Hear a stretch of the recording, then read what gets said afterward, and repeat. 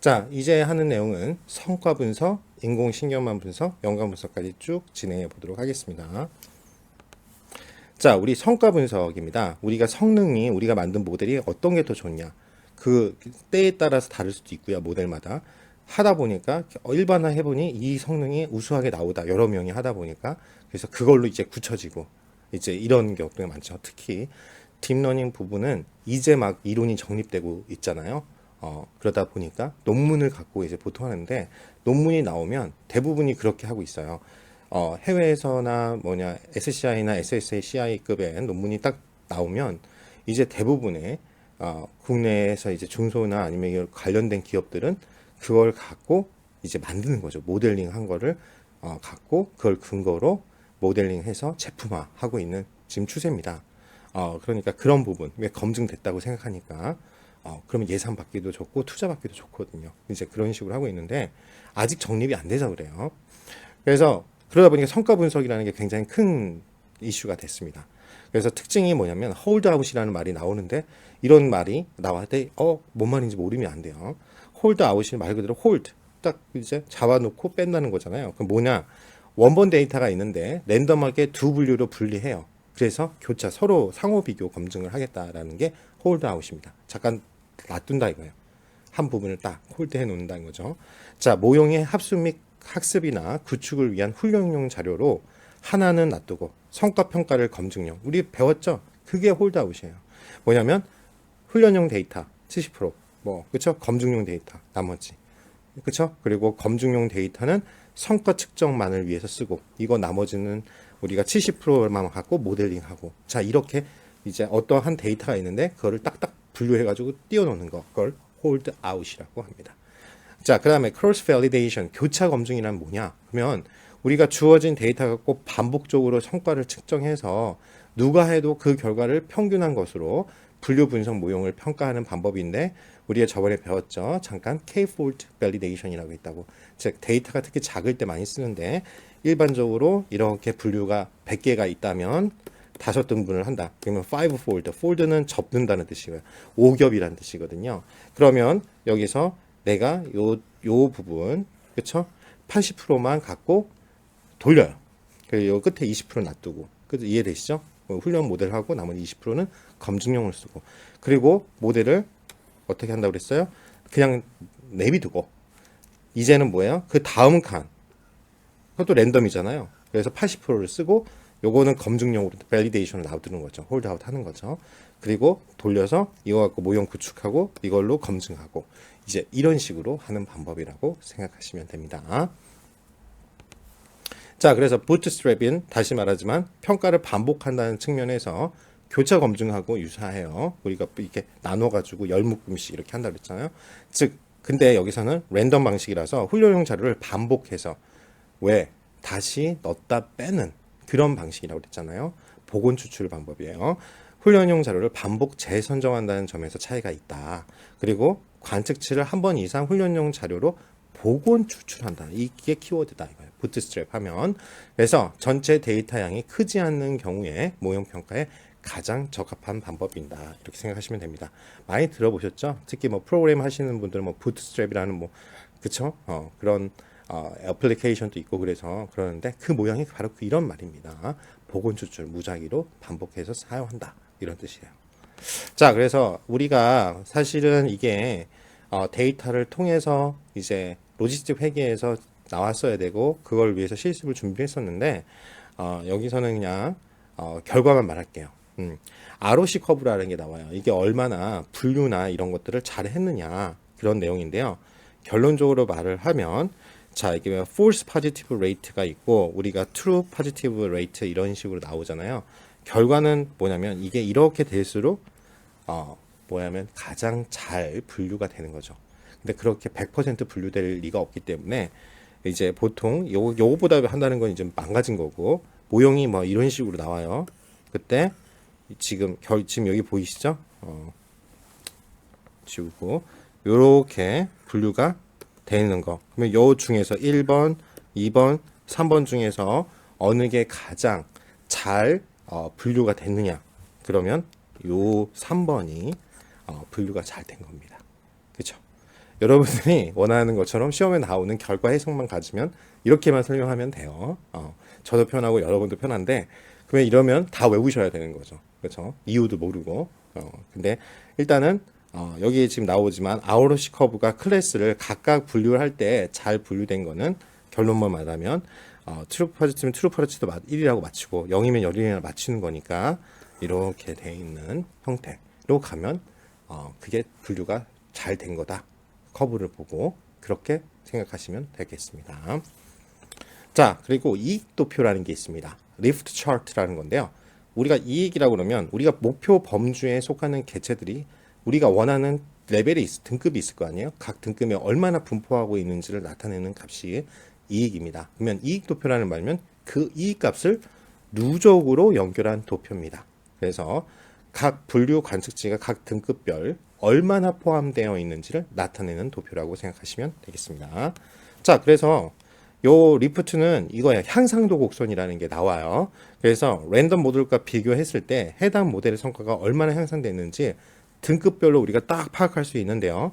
자, 이거는 결국은 어쩔 수 없이 이게 뭐 실습을 통해서 하게 되면 자연적으로 하면서 이해하고 그 다음에 외워야 되는데 일단은 이론 수업만 해야 되니까 지금은 암기하십시오. 뭐냐, 상위 등급은 향상도가 매우 크고 하위로 갈수록 향상도가 감소돼서 예측력이 적절함을 나타낸다. 그래서 잘 된 게 이 등급을 딱 갔을 때, 그쵸? 요렇게 떨어지는 거면 향상도가 매우 크고 향상도가 뒤에는 향상도가 떨어지니까 처음에 예측력이 정확하게 잘 맞췄다. 이렇게 외우시면 될 것 같습니다. 그래서 등급에 상관없이 향상도가 차이가 없어. 그냥 평평해. 예측력이 좋지 않다는 뜻이고요. 왜냐면 이거기 때문에 그냥 공식이 리프트라는 건 향상도는 내가 기본적으로 우리 기본 베이스를 깔아주는 기본 향상도가 있는데 그 중에서 반응률이 좋은 거예요. 그렇죠? 그러니까 반응률이 그렇죠? 처음에 팍 뛰어야 좋고 기본 향상도보다 반응률이 없으면 차이가 없으면 기본이 50인데 그냥 50이면은 이 1로만 쭉 나간다. 그러면은 뭐 이게 개선이 없는 거죠. 잘 안 되는 거죠. 근데 처음에 딱 했는데 반응률이 높아. 그래가지고 쫙 나와요. 그러면 등급이 잘 분류가 됐다. 이렇게 생각을 하는 거죠. 그래서 좋은 모델이라면 리프트가 빠른 속도로 쫙 감소해야 합니다. 알았죠? 그렇게 여러분들이 암기해 주시면 될 것 같습니다.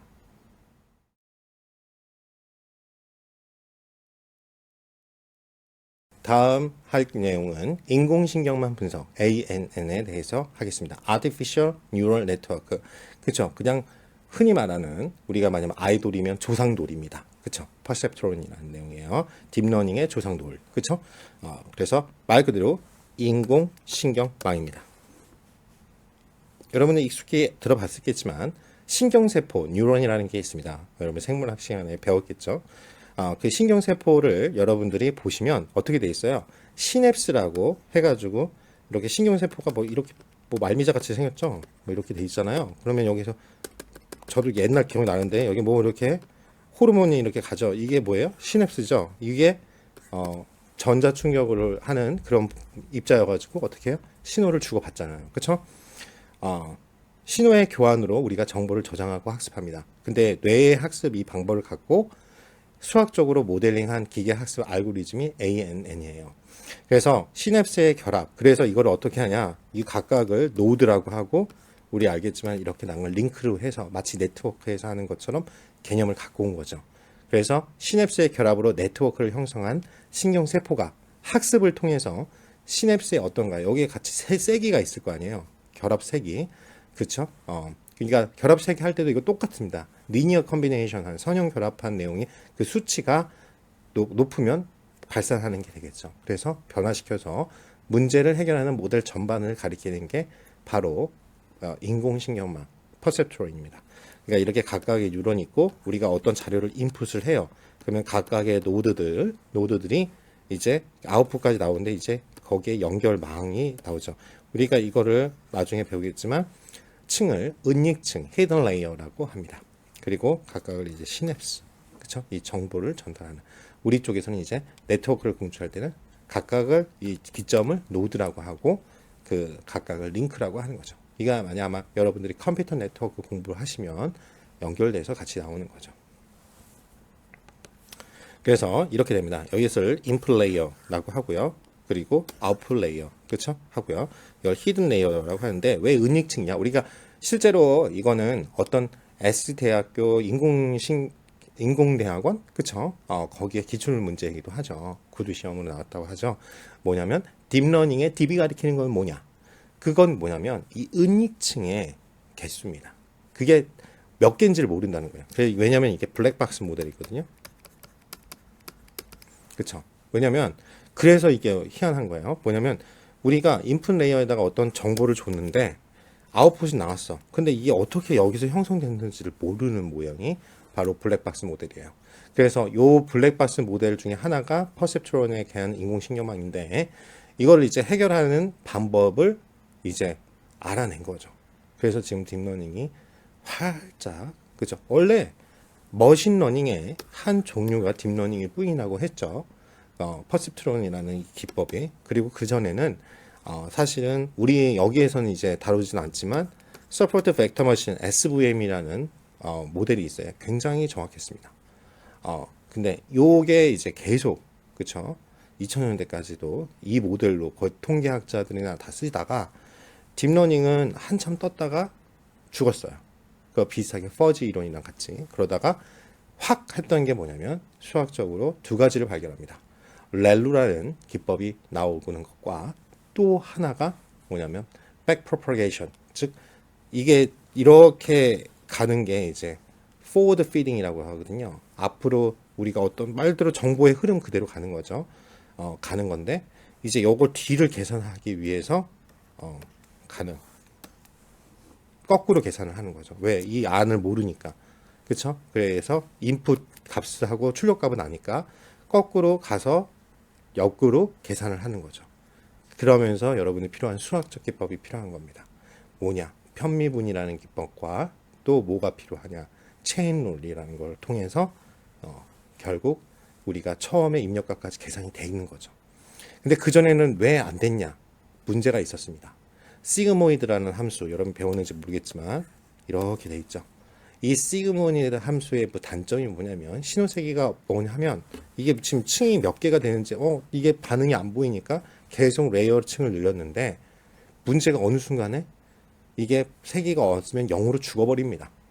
그러니까 여기 결과값이 안 나오는 거예요. 계속 중간에 층이 깊게 쌓으면 정확도는 높아가는데 또 어느 순간부터는 세기가 안 나와요. 결과값이 안 나와요. 그러니까 이건 뭐 그쵸? 이렇게 돼버리는 거예요.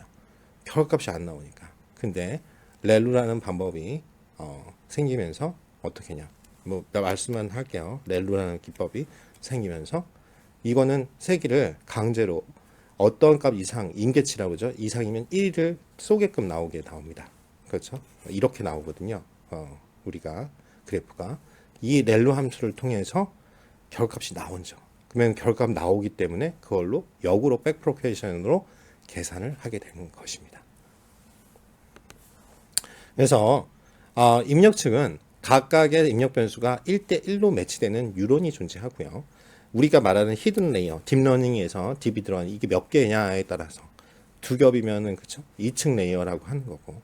근데 이게 층이 그냥 하는 게 아니에요. 차수가 높아지기 때문에 그쵸? 우리는 지금 3차원 공간에 쓰고 있는데 이게 보이지가 않으니까 수치화밖에는 계산이 안 되는 거죠. 그래서 입력층의 유론과 거기에 웨이트죠. 가중치의 결합입니다. 그러면 어떻게 보면 우리가 이 레이어를 보면 이렇게 레이어가 있고 또 이렇게 적도되고 각각에 이렇게 돼 있잖아요. 모형이 입력과 출력 창이 잘 보시면 이게 각각 이렇게 가요. 근데 이게 다 웨이트가 있고 여기에 만약 값이 있으면 x라고 하면 x1이라고 하면 선형 결합이기 때문에 뭐 이런 식으로 가요. 그냥 어떻게 잘 보면 회귀 분석이랑 비슷하죠. 맞습니다. 회귀 분석 모형하고 비슷하게 계산이 돼요. 근데 대신 개수가 너무 많으니까 회귀 분석 자체도 시간을 많이 잡아먹는 건데 이거를 데이터 돌리다가 끝나는 경우가 많았죠. 실제로 SVM 같은 경우도 여러분 복잡한 개수에 정확도가 굉장히 높은 모델인데요. 여러분 만약 노트북을 바꾸고 싶으시면 SVM 코드를 한번 시험 삼아서 예제를 돌리시면 돼요. 한 10,000개 정도 돌리시면 4일 정도 노트북이 막 돌아갈 거예요. 강제 종료도 안 됩니다. 그리고 여러분은 뭐라 그랬나요? 여러분이 GPU가 없는 노트북을 쓰시면은 제가 실제로 봤거든요. 연기가 나면서 자동적으로 폐기 처분해야 되는 그런 역사를 맞이할 수 있습니다. 한번 해보시면 좋겠습니다. 좀 저렴한 거로 사셔가지고 한번 SVM 코드 많거든요. 여러분이 GitHub나 이런데 SVM 코드 딱 쳐면은 나와요. 그러면 데이터를 뭐 공공 데이터나 이런 거 갖고 오셔가지고 한번 돌려보세요. 저도 뭐 얼마 안 되지만 L자로 시작하는 좀 2년 된 노트북을 생각 없이 그 SVM 코드 한번 결과 공부 누가 이기자 해봤어요. 그래서 예, 노트북을 새 걸로 장만했습니다. 그래서 여러분들도 한번 해보시는 것도 강추합니다. 그래서 어찌됐든 그래도 한번 돌려보는 것도 의미가 있잖아요.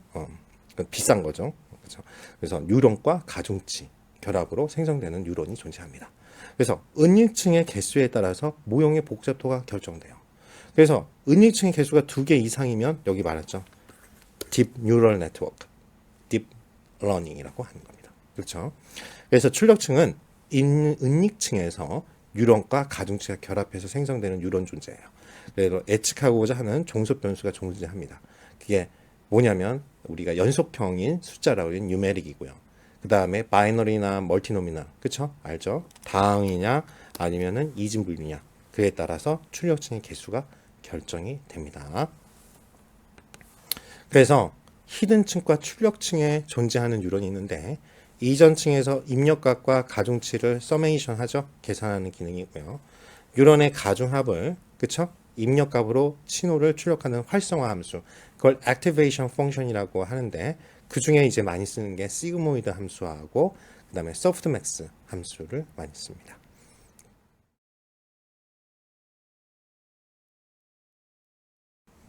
자, 이제는 어떻게 보면 마지막 시간이네요. 군집 분석에 대해서 같이 공부해 보도록 하겠습니다. 군집 분석은요, 우리가 흔히 분류 문제를 할 때 가장 많이 쓰는 내용이죠. 군집 분석은 각 객체에 대해 관측된 여러 개의 변수 값들로부터 우리가 n개의 객체를 뭐냐면 유사한 성격으로 군집화한다. 그런 거죠. 그래서 형성된 군집을 파악해서 군집들 사이의 관계를 분석하는 다별량 분석 기법입니다. 멀티노미널이라는 뜻이죠. 자, 이렇게 무작위로 어떤 기준을 잡고 유사성을 기반으로 이렇게 묶어서 색깔을 입히면 빨간색하고 파란색 이렇게 구분을 한다는 거죠. 그래서 군집 분석이라는 건 별도의 반응 변수가 필요 없어요. 그렇죠? 그래서 개체 간의 유사성에만 기초해서 군집을 형성합니다. 그리고 이게 군집을 딱 하다 보면 당연히 안 묶이는 게 있을 거 아니에요. 그래서 이상값 탐지에도 사용합니다. 근데 심리학, 사회학, 경영학, 생물학 등 다양한 분야, 특히 경영학에서 많이 쓰죠. 또 심리학에서 심리나 사회, 특히 여기 많이 쓰는 이유가 뭐냐면 우리는 사람의 성격이 여러 개잖아요. 그러니까 못해 몰라요. 그래서 어떤 기준을 모르니까 처음에 결국은 EDA 기법 중에 하나처럼 보는 거예요. 유사성, 그렇죠? 심리적인 사람들의 선호성이나 감정에 어떤 사람들은 이런 특징이 있고 문화적 특성이나 이런 거에 심리학, 사회학에서 쓰고 경영학에서는 어떤 걸 써요? 우리가 마케팅을 할 때 뭘 하냐면 포지셔닝 전략이라는 게 있어요. 그러니까 저 사람들이 우리가 예를 들어서 코카콜라다. 그러면 코카콜라 하는 사람들이 떠오르는 이미지는 선호하는 사람들인지 안 하는 사람인지. 그럼 선호하면 어떤 것 때문에 그렇죠? 그리고 여러 가지 효성이 있죠. 그거 갖고 우리를 선호하는 계층이 군집이 누군지 이거 갖고 뭐 하냐면 타겟팅을 합니다. 뭐냐면 저 사람들을 대상으로 저 사람들은 우리를 선호하는 군집이네. 그럼 그 사람들 특징이 뭐야? 20대고 예를 들어서 여성이고 뭐 이런 거예요. 그러면 그 사람들이 좋아하는 이 특성에 맞게끔 우리가 모든 걸 다 할 수 없잖아요. 그 사람들만 딱 타겟으로 해서 표적 집단이라고 해요. 우리가 하는 거죠. 그래서 가장 많이 경영학에서 공부하는 내용 중에 하나가 군집 분석입니다. 그래서 계층적 군집 분석이 있고 분리 군집, 밀도 기반 군집, 모형 기반 군집, 그 다음에 격자 기반 군집, 커널 기반 군집, SOM이라는 게 있는데요. 일단은 많이 쓰는 게 사실은 대학원 가면 거의 다 배워요. 이론이라도 뭐 다 돌려보진 않지만 근데 우리는 이제 시험에 많이 나오는 거 위주로 할 건데 계층적 군집이랑 이상하게 쏨이 많이 나와요. 그래서 그거를 여러분들에게 설명을 드리겠습니다. 군집 분석의 예는요. 예를 들어 이거예요. 우리가 트위터에서 여행에 대한 사람들이 이야기하는 사용자 그룹이 있고 음식에 대하여 관심이 있는 사용자 그룹을 군집 분석을 통하여 분류합니다. 실제로 제가 하는 논문이나 이런 것들이 제가 호텔 관광 경영학 박사거든요. 그렇죠? 세부 전공이. 그러니까 요런 거를 갖고 이제 하는 거죠. 예를 들어서 여행 하는 사람들. 예를 들어서 제가 많이 하는 논문이 트립 어드바이저라는 여행 사이트 가면은 평점이 있고 고객 댓글 있잖아요. 그래서 그걸 자연어 처리하는 그런 것들을 그러려고 이제 빅데이터 관련된 공부 대학원 또 경영 통계를 했고 또 지금 도시 빅데이터나 관련된 이러한 융합공학을 전공을 박사 과정을 하고 있는 거죠. 그래서 여러분들도 지금 이걸 하는 거지만 경영학이나 관련된 유사성이 어차피 회사를 다니시니까 그러한 융합할 수 있는 부분을 여기서 배운 것을 사용하세요. 단지 자격증이나 학위가 아니라 자기가 한 업무에서 전문가가 되려면 제일 중요한 게 뭐라고 그랬어요? 비즈니스 도메인을 아셔야 활용을 할 거 아니에요. 그래서 그렇게 생각하시면 돼요. 저도 이렇게 한다. 그 중에 이제 내용이 유사한 게 실제 한 내용이에요. 제가 한 내용도 있지만 다른 분들이 한 내용을 넣은 겁니다. 그래서 군집 분석은 이렇게 이용한다 이거예요. 그래서 분류된 고객 그룹에 대해서 다른 방식의 마케팅 활동을 할 수 있어요. 그래서 군집 분석과 뒤에 보는 연관 분석은 경영학 쪽에서 또 여러분이 다니시는 회사에 따라서 특히 B2C 회사에서는 엄청 많이 쓰는 방법입니다. 그래서 이 특징이 있습니다. 군집 안에 아까 유사성을 기준으로 했잖아요. 그러니까 뭐예요? 동질적인 특성이 있습니다. 그래서 군집 분석을 하면 이 A라는 하고 B하고는 이 군집끼리는 차이가 명확해야 되죠. 이질적. 시험에 많이 나와요. 이 군집 내에서는 동질적. 그렇죠? 동질적이어야 됩니다. 이해되시죠? 당연히 그룹 그래서 A 그룹, B 그룹 나눠야겠죠. 이해되시죠? 자, 그래서 가장 예전에는 통계 하나 이렇게 하고 제가 석사 논문 썼을 때도 이제 그때까지만 해도 제일 많이 했던 게 hierarchical clustering, 계층적 군집이었습니다. 왜 계층적 군집은 좀 이게 한문적으로 봤을 때는 명확하거든요. 왜 그러면 우리가 의사결정 나무랑 똑같이 나와요. 이렇게 나오는 게 이제 덴드로그램이라는 방법으로 도표가 나오는데 군집이 있으면 여기 지금 뭐냐면 각 데이터에서 데이터 수만큼 n개의 독립된 군집에서 출발해서 거리가 가까운 것끼리 서로 유사하겠죠. 당신은 어떤가 이렇게 예를 들어서 여러분들이 어떤 걸 선호해요. 그러면 그 선호도가 맛이라는 거에 5점 촉도가 있으면 질문을 설문을 했을 때 4.5, 5점 막 이렇게 나오면 그 4나 5랑 한 사람하고 맛이 중요하다. 뭐 어떤 걸 선택할 때 뭐 맛보다는 자기는 뭐 다른 뭐 인테리어나 디자인이 중요한데 나 오사를 점수를 배정한 사람이 있으면 그 사람하고는 반드시 성향이 틀리잖아요. 그걸 이렇게 묶는 거예요. 그렇죠? 그래서 각각 거리를 갖고 뭐 이게 심리적 거리도 있을 거고 선호도에 따른 거리도 있을 거고 그래서 발달을 한 겁니다. 그래서 이런 식으로 그렇죠? 묶는 거예요. 그러면 확실히 여기하고는 군집이 서로 완전히 틀린 걸 같은 뭐 서울 지역 사람이라고 하면 이 D 1, 2, 3에 있는 응답한 사람하고 D 4, 5하고 응답한 사람하고 나눠질 수 있겠죠. 이런 식으로 나누는 겁니다. 근데 그 기법이 네 가지가 있습니다. 최단 연결별, 싱글 링키지라고 그러고요. 최장 연결별, 컴플리트 링키지라고 하고요. 평균 연결, 에버리지 링키지. 그 다음에 많이 쓰는 게 와드법입니다. 와드 연결법이 나옵니다. 그거에 대해서는 뭐 자세하게는 설명을 안 하고요. 유클리디안 거리를 생각하시면 돼요. 그래서 최단 연결법은 n 곱하기 n까지의 거리 행렬이 있어요. 우리가 다 이게 행렬로 나타내죠. 이렇게 그러면은 여기가 A하고 B라고 그러면 행렬 그러면 0 곱하기 0, 뭐 1 곱하기 1 이런 식으로 나올 거 아니에요. 이해되시죠? 그래서 n 곱하기 n 거리 행렬에서 거리가 가장 가까운 그렇죠? A하고 B하고 거리가 있는데 이게 군집이 있어요. 그러면 이렇게 몰려 있으면 이 A 집단, B 집단에서 여기하고 여기 제일 가까운 거리를 이제 묶는 거죠. 그렇죠? 각각의 거리가 가장 가까운 데이터를 묶어서 군집을 형성합니다. 그리고 군집과 군집 간의 거리의 계산, 거리 행렬을 계속 수정해 나가는 거예요. 그렇죠? 그래서 수정된 거리 행렬에서 거리가 또 가까운 데이터 및 군집을 형성하는 게 최단 연결법입니다. 근데 최장 연결법은 완전 달라요. 왜냐면 영어로는 더 쉬워요. Complete linkage죠. 뭐냐면 각각의 제일 끝에 지금 보면은 이게 이렇게 좀 헷갈릴 수 있을 텐데요. A라고 B라고 하지 않고 이렇게 할게요. 최단 연결법은 이렇게 군집이 이렇게 수치가 있으면 요거하고 제일 가까운 얘하고 묶고, 그쵸? 얘하고 묶고 이런 식으로 하고, 컴플리트가 최장 연결법은 거리가 먼 것끼리 여기는 이만큼 떨어져 있지만 여기까지 있어요. 그럼 요렇게 한번 묶어주고, 이런 식으로 큰 것끼리 묶어주고, 일단은 다 커버리지 할 수 있는 데까지 묶어가지고 비교하는 겁니다. 그리고 계산하는 것 중에 대부분이 유클리디안 거리라고 하는데, 유클리디안 거리는 여러분들 삼각 그거 했을 때 생각하시면 돼요. 뭐예요? 이게 x1이 있고 x2가 있어요. 그럼 요거 거리 뭐예요? 루트 x1 2의 제곱 이거잖아요. 그쵸? 그래서 요 구하는 공식, 빗변 구하는 것이 거기가 여기하고 여기 사이의 거리다. 그걸 나타내는 게 이제 유클리디안 거리잖아요. 그 기법을 이용해서 쓰는 겁니다. 수학적으로.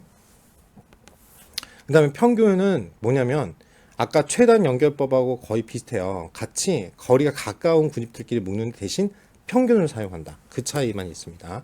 그러니까 말 문제로만 나오기 때문에 그냥 넘어가. 원래 이게 계산하는 게 다 있고 자세히 설명할 수 있는데요. 딱 중요한 것만 특징만 하고 넘어가겠습니다. 그러니까 와드 연결법이라는 게 뭐냐면, 이게 좀 특이한 게 뭐냐면, 그래서 많이 써요. 왜냐면 이게 정확할 수밖에 없는 거죠. 왜? 유클리디안 걸 쓰니까 편차들이 있잖아요. 그 편차들의 제곱항을 고려하는 거예요. 그렇죠? 우리가 회귀 분석할 때 기억나시죠? 오차항, 그걸 레지듀얼이라 했는데, 그거를 제곱하게 되면 일단 뻥 튀긴 다음에 크게 보고 다시 원값으로 루트를 씌운다고 그랬잖아요. 그거랑 똑같아요.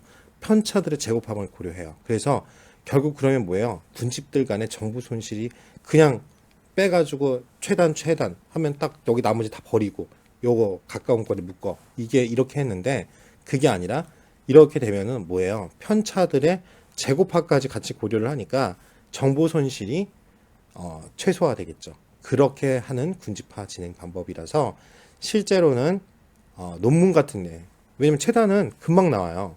그래서 실무적으로 많이 쓰고요. 와드법은 이제 통계 기법을 하지만 어차피 뭐 컴퓨터가 하지 여러분이 계산하지 않잖아요. 그래서 와드를 많이 씁니다. 논문 같은 거 할 때나 이럴 때는 좀 정확하게 나와야 되니까. 그래서 우리가 R에서 계층적 군집을 수행하면 이 패키지가 뭐 병합적, 분할적 방법 이런 게 있는데요. 뭐 말 그대로 H 크러스트, 뭐 플러스 패키지가 해서 뭐 아그니스나 M 크러스트 이런 걸 쓰시면 되고, 그 다음에 분할적 방법을 쓴다고 하면 크러스터 패키지에 다이아나나 마나라는 걸 쓰시면 됩니다. 그래서 중요한 거는 이 결과값이죠. 이렇게 덴드로그램이 그려져요. 계층적 군집을 하면. 그러면은 각각에 대해서 여기 이렇게 완전히 확연하게 띄워주고 이게 꺾인 점이 보이죠. 이렇게. 그러면 여러분이 나누는 거예요. 이렇게 한 그룹, 이렇게 두 그룹, 이렇게 세 그룹으로 크게 세 가지 군집으로 나눌 수 있겠구나. 이렇게 생각하시면 될 것 같습니다.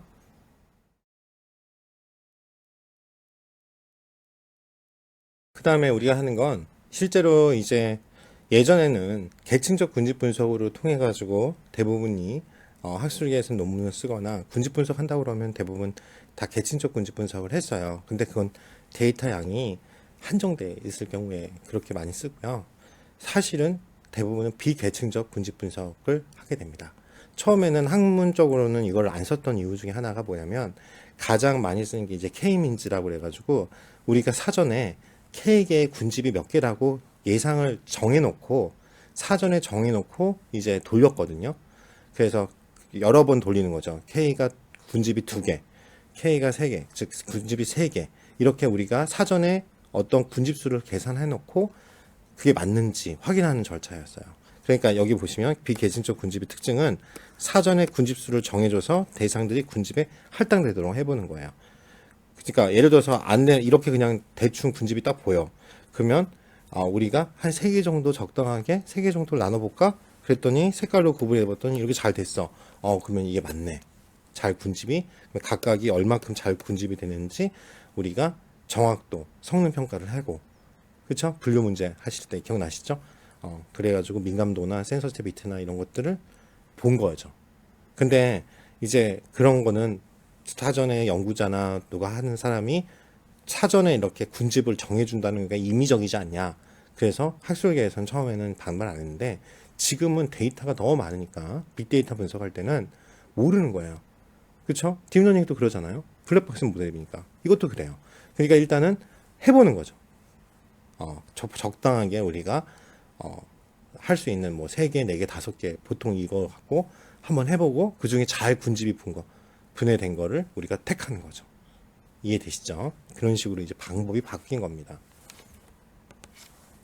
그래서 가장 대표적인 게 K-민즈, K-평균 군집 분석입니다. 뭐냐면 K개의 평균을 찾는 거예요. 그렇죠? 그래서 각 군집을 클러스터라고 합니다. 그래서 평균 값으로 대표되잖아요. 그래서 N개의 점이 주어졌을 때 K개의 군집으로 분할하는 방식입니다. 그렇죠? 그래서 주어진 군집 수를 K, 우리가 뭐 2개면 2, K는 3, 우리가 정하는 거예요. 군집 내 거리 제곱합을 최소화하는. 유사하죠? 결국은 이거는 각각의 디스턴스, 거리인데 그거의 제곱합을 유클리드의 거리죠. 그걸 최소화하는 걸 목적으로 하는 거죠. 그러면 유사성을 기반으로 했으니까 동질한 거는 같은 군집 내는 그게 최소화하겠죠. 거의 붙어 있겠죠. 그러니까 결국은 유사한 것끼리 묶어주는 거죠. 그래서 군집 내 거리 제곱합이 얼마나 군집화가 잘 되었는지를 알려주는 척도다 이거예요. 그래서 장점은 알고리즘이 단순하잖아요. 그리고 빨라요. 그렇죠? 그리고 계층적 군집보다 많은 양의 자료 처리가 가능하고 그래서 빅데이터 시대에 K-민즈가 거의 표준이 됐습니다. 다 우리가 분류 문제 하면은 이걸 가리키는 거죠. 옛날에는 옵션이었어요. 저 대학원 석사할 때만 해도 어떤 식으로 했냐면 하이어러키 계층적하고 K-민즈도 있는데 K-민즈는 우리가 계층적 분석하고 추가로 하시고 싶으면 그거를 서포트 해주는 그런 기법이었어요. 자, 결과는 알고 있는 상태에서 내가 딱 3개로 나왔어. 계층적 분석해서. 그러면은 2개, 3개, 4개. 그렇게까지도 안 하죠. 한 2개, 4개. 3개, 2개, 3개. 이렇게 해가지고 봐라. 3개가 더 이 기법으로 해도 더 맞지 않냐. 2개 다 맞기 때문에 내가 주장하는 게 맞아. 군집은 3개야. 이제 이런 식으로 주장하기 위한 보조 수단이었는데 지금은 그게 아니다. 그렇죠? 단점이 있습니다. 결국은 뭐냐면 이건 이상치 영향을 많이 받습니다. 그렇죠? 그리고 계층적 군집과 달리 우리가 군집 수를 지정해 줘야 돼요. 그러니까 잘못하면은 이런 거죠. 내가 3개라고 딱 예상했는데 잘 맞아 떨어졌어. 그러면 일 빨리 끝나는 거죠. 왜냐면 계층적 분집보다 결과값도 빨리 나오니까. 근데 계속 안 나와. 그렇죠? 그러면은 NGD 해야죠. 노가다 하셔야죠. 그렇죠? 또 2개, 3개. 알고 봤더니 7개가 맞는 거야. 그러면은 뭐 계속 돌려야죠. 그렇죠? 그래서 군집수 K가 원데이터 구조에 적합하지 않으면 좋은 결과 얻을 수 없습니다. 그래서 보통은 2개 다 써요. 자, 사람들이. 그렇죠? 그래서 K-민즈 군집 분석은 이런 식으로 보시면 돼요. 처음에 인풋 데이터가 이렇게 있어요. 뚝뚝뚝. 그런 다음에 이게 랜덤하게 이게 이제 평균치로 하는 그거를 센트로이드라고 합니다. 용어만 알아두세요. 센트로이드. 그래서 센트로이드 갖고 각각을 이렇게 배정을 하는 거죠. 유사성을 기반으로. 그래서 크게 이제 이쪽하고는 틀리니까 이렇게 2개로 나눠요. 그렇죠? 그러면 요거 갖고 평균점을 계산하는 겁니다. 이 4개 갖고. 그래서 평균점을 이게 중앙값 평균 값이죠. 요거 2개 평균하면 요거가 아니에요. 그리고 이 평균 센트로이드가 이렇게 움직입니다. 그리고 새로운 센트로이드가 생겼네 확인하고 이제 이 센트로이드 기준으로 가까운 걸 묶는 거예요. 그러면 봐봐요. 자, 여기 잘 보세요. 센트로이드가 지금 여기 있잖아요. 여기. 그런데 이제는 이렇게 묶이겠죠. 여기 요거를 기준으로 평균값 갖고 있는. 또 요것도 보니까 요걸 기준으로 하니까 이렇게 3개가 묶여져요. 또 다시 배정이 되죠. 어떤 식으로 하는지 아시겠죠?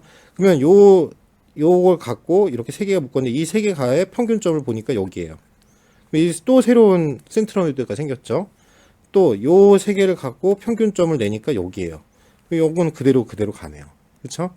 자, 그런 다음에 이렇게 지금 또 배정이 됐고 계속 이런 식으로 하면 어느 순간에 이렇게 빨간색, 파란색으로 나눠지는 걸 확인이 되는 거죠. 이런 식으로 하는 방법이 K-민즈 군집 분석이다. 즉 평균치, 각각 내가 군집을 가까운 거리끼리 이렇게 해가지고 값을 평균값을 구하고 그 평균값을 기준으로 또 다시 군집을 만드는 거예요. 그 평균값에 생기는 것들을 센트로이드라고 한다. 이제 이 정도 용어를 기억해 놓으시면 될 것 같습니다.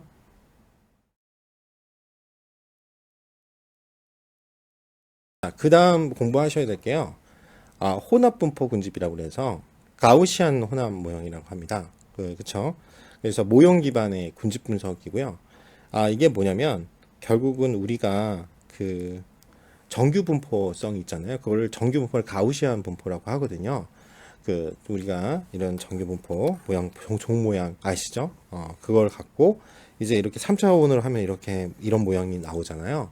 그래서 이 가우시안 혼합 모형은 뭐냐면 데이터가 K개의 모수적 모형, 즉 정규 분포나 다별량 정규 분포를 가정을 합니다. 그래서 각각의 가중합이 있잖아요. 왜냐면 이 분포 보면 이 A 분포도 이러한 정규 분포를 띠고 있고 이게 A라고 집단, 군집 B는 이 지금 색깔이 바뀔까봐 제가 안 하는데 이 녹색이죠. 이 녹색 모양으로 갖고 있어요. 그러면은 각각의 이제 이런 거는 또 겹치잖아요. 그래서 각각을 가중치, 웨이트라고 하면 그 웨이트의 합으로 표현되는 모집단 모형이 있다고 우리가 가정을 하는 거예요. 그래서 모수와 함께 가중치를 자료로부터 추정하는 겁니다. 그래서 이거는 말로 이렇게밖에 설명이 안 돼요. 이걸 여러분들이 하게 되면 계산법이 굉장히 복잡하거든요. 그래서 이거는 제가 대학원에서 공부했을 때도 실제로 안 돌려보시더라고요. 이거 하루 걸린다고. 그래서 K개의 모형은 군집을 의미하고요. 추정된 K개의 모형 중 어느 모형으로 나왔을 때 확률이 높은지에 따라서 군집을 분석합니다. 여러분 알다시피 이게 밀도 함수잖아요. 그러니까 이렇게 나오는 거예요. 그래서 확률이다 이거죠. 전체 각각은 1이에요. 그러면 가중합이니까 다 0.5 곱하기 0.4, 50% 40% 하면은 그런 식으로 계산이 되겠죠. 그래서 각각 나온 것이 이렇게 결합했을 때 또 이렇게 군집이 이렇게 요런 군집끼리 했을 때 그 결국은 곱한 값, 가중치의 합이 확률이 예를 들어 여기 0.6이고 여기 0.7이야. 그러면 0.7이 높잖아요. 그거에 따라 군집을 높인 거예요. 그렇죠? 그렇게 군집 분류하는 겁니다.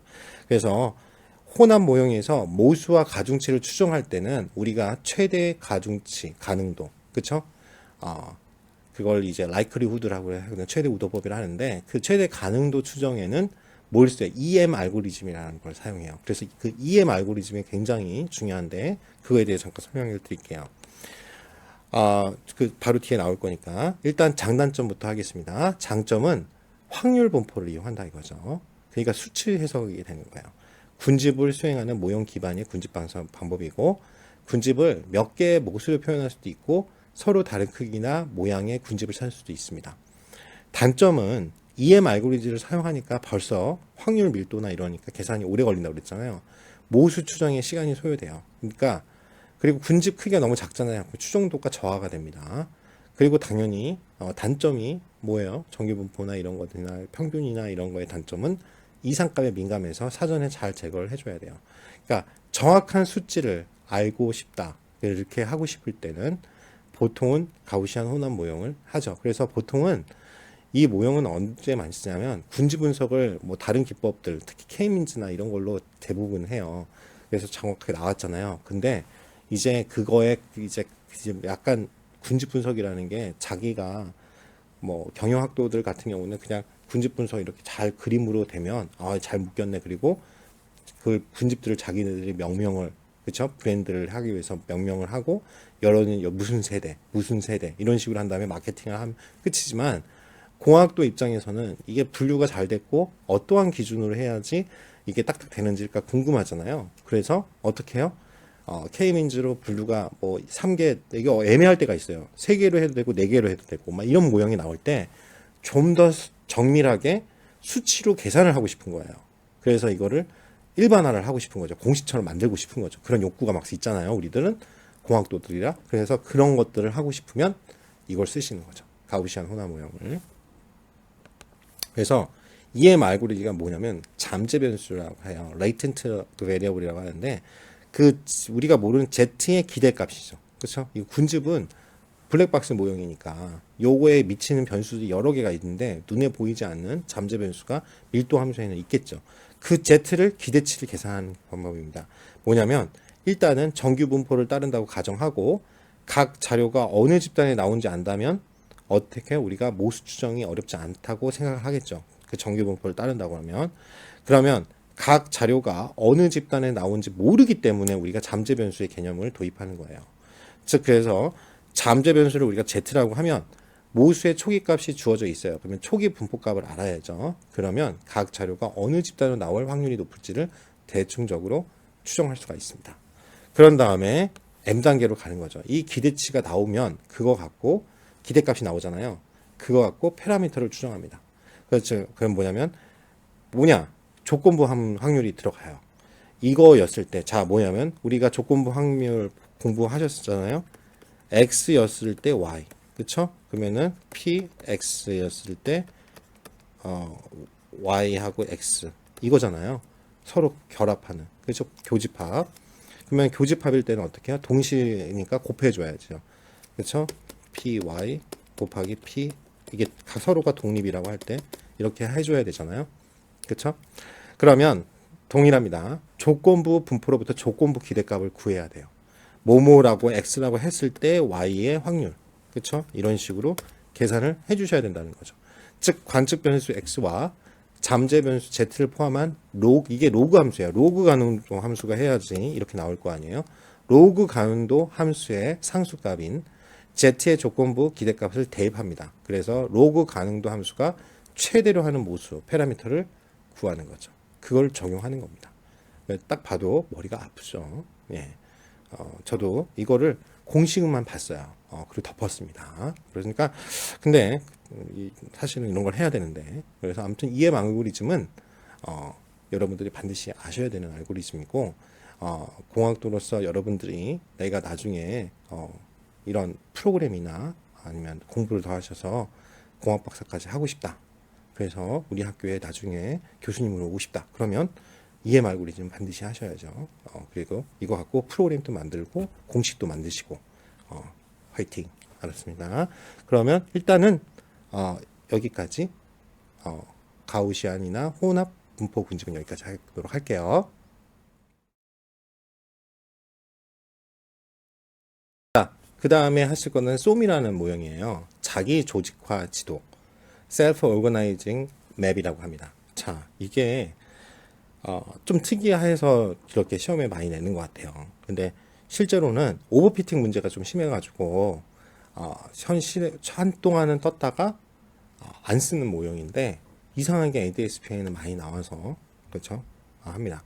뭐냐면 비지도 신경망이에요. 우리가 지도학습이라고 그러면 Y라는 출력값을 알고 그게 잘 분류됐는지, 그러니까 개면 고양이가 있는데 특히 이미지 분류할 때 그러죠. 우리가 이 라벨링을 하면 개가 개로 잘 분류가 되고 고양이면 고양이라고 잘 분류가 돼야 맞는 거잖아요.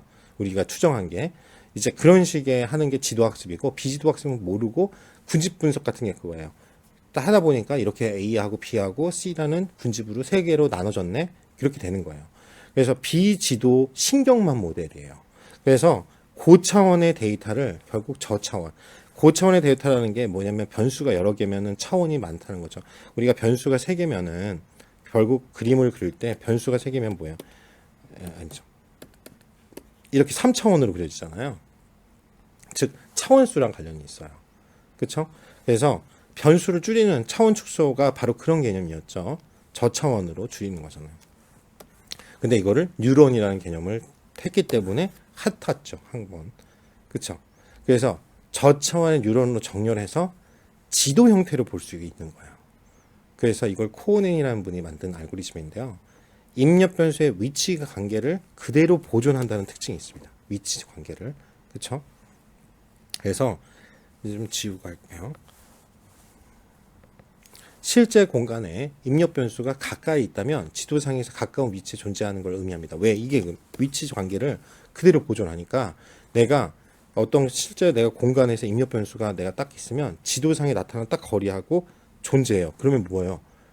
패턴이나 이미지 분석이 아주 용이하겠죠. 그래서 처음에 이미지 분석이 막 했을 때 그때 패턴 분석이나 이렇게 정확하게 탁탁 바로 위치 정보랑 딱 이미지 할 때 거기랑 딱 같으니까. 그렇죠? 예를 들어서 이렇게 그림이 내가 어떤 딱 했을 때 개의 이쪽 정보에 입력 변수가 있는데 요 지금 나오는 거랑 요 지도상에 이렇게 이 사람은 이거야 XY 좌표 이게 딱 나오는 거랑 실제로 개 고양이의 눈이 있는 부분이랑 딱 맞고 그러니까 오 이거 대단하네 이렇게 된 거예요. 그렇죠? 모형이 이렇게 생겼습니다. 인풋 레이어가 있고 똑같이 히든 아웃풋인데 결국 뉴런 모형이니까 이렇게 됐고 이렇게 사이트 이게 특이해요. X하고 Y자에 있는 마치 평간판처럼 되어 있는 이 입력하는 지도 모양에 각각이 요 X 각각 X부터 N개까지 있으면 각각의 신경망 모형이 여기 점을 위치 정보를 찍는데 이게 바로 그거예요. 입력 변수의 위치 정보가 그대로 보존되잖아요. 그쵸? 어차피 히든 레이어는 몰라. 블랙박스 모델이야. 결과는 뭐가 연결되는지 모르는데 위치를 여기에 낼게 여기에 다 기록이 나오니까 처음에 와 이렇게 된 거죠. 그렇죠? 바로 패턴이나 이미지 분석이 아주 용이한 거죠. 그런데 이게 문제가 좀 있습니다. 설명은 드리겠지만 이론을 다시 한번 깊게 들어가면 두 개의 인공신경망 구조로 되어 있어요. 그렇죠? 그래서 여기서는 잘 보시면 변수와 동일하게 뉴런수가 존재하고 자료는 학습을 통해서 경쟁층에서만 정렬이 돼요. 그래서 여기서 특이한 개념이 시험에 항상 나오는 게 경쟁층, 그걸 맵입니다. 그렇죠? 경쟁층이 중요해요. 즉 입력층이 있고 입력 벡터를 하는 건 그대로예요. 근데 히든 레이어 있는 구조가 뭐로 바뀌냐면 경쟁층의 2차원의 아까 봤죠? 레이어가 격자 구조. 그렇죠? 이게 경쟁층입니다. 그래서 벡터가 이 한 점으로 클러스터링이 되게끔 만드는 놓은 거예요. 그렇죠? 그래서 입력층의 뉴런들이 경쟁층의 각각의 뉴런과 연결되는 완전 연결, 이제 fully connected이라는 말을 하는데 완전 연결을 형태를 띠고 있습니다. 그렇죠? 그래서 모형 보여드렸죠? 그래서 이렇게 돼 있어요. 보면은 비슷한데 입력층 인풋 레이어고요. 이게 경쟁층이 그렇죠? 요거예요.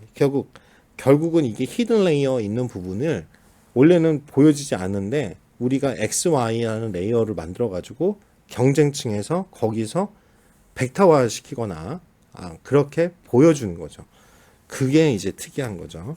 그래서 입력 벡터의 특성에 따라 입력 벡터가 한 점으로 클러스팅 된다. 그렇죠? 그렇게 된 겁니다. 그래서 그리고 가중치 웨이트가 있는데 인공신경망에서 가중치는 각 입력각의 입력값의 중요도 즉 그런 걸 말하는 거고 각각을 노드라고 하죠. 이런 것들을. 그래서 경쟁층에도 이렇게 입력 벡터들이 서로의 유사성에 의해서 그게 군집 분석이랑 섞여버린 거예요. 모이는 하나의 영역을 노드라고 여기도 해준 거예요. 자, 그런 다음에 보겠습니다. 그래서 구조 탐색을 보면 어떻게 하면 데이터의 특징을 파악해서 유사 데이터를 클러스팅하고 고차원의 데이터를 결국 경쟁층 XY로 하는 2D 그리드에다가 매칭하니까 2차원으로 축소해버린 거죠. 그리고 이를 통해서 솜은 입력 데이터를 유사한 그룹으로 분류를 합니다. 그리고 중요한 게 뭐냐면 dimension reduction, 즉 고차원을 2차원 그리드로 매핑해버리니까 어떻게 해요? 우리가 시각적으로 인식할 수 있게 차원 축소뿐만 아니라 시각화를 했죠. 근데 이 신경망 모양하고 그래서 차이도 시험에 많이 나오는데요. 뭐냐면 신경망 모양은 우리가 알다시피 연속적인 내용, 딥러닝, 은익층이 있죠. 그래서 이거를 계속 오류를 수정하는 그런 학습을 합니다. 근데 쏘미는 뭐냐면 결국은 보여주는 거죠. 매핑을 계속 해가지고 한 점에 군집이 모이게끔 하는 거예요. 그거를. 그래서 2차원의 격자, 그리드로 구성한다는 것과 경쟁층이 존재해서 경쟁 학습을 시킨다는 거. 그리고 비지도 학습이다. 그죠? 일종의 군집 분석의 하나니까 그렇게 생각하시면 되겠습니다.